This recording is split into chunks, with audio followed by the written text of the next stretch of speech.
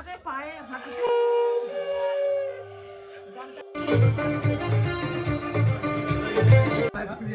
আমি আমার ভাইবোর বিয়েতে এসেছি, এখন লাফালাফি করবো একটু, তারপর পালিয়ে যাবো।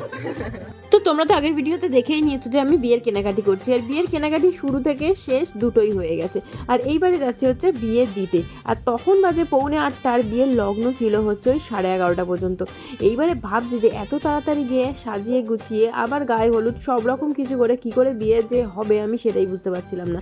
আর বিয়েটা কিন্তু কোনো মন্দিরে হয়নি, এটা হয়েছিল আমার দাদার বন্ধুর বাড়িতে, কারণ ওর বন্ধুরা বললো যে কি বিয়ে কোনোভাবেই মন্দিরে করা যাবে না, বিয়ে কিন্তু বাড়িতেই হবে। তার জন্য দেখো সব কিছু ইন্তজাম করে ফেলেছে ওই দুপুর থেকে সন্ধ্যের মধ্যে।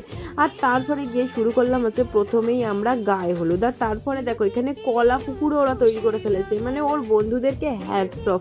দুপুর 3টের সময় জানতে পেরে ওরা মানে সন্ধ্যে 8টার মধ্যে সব রেডি হয়ে যায়।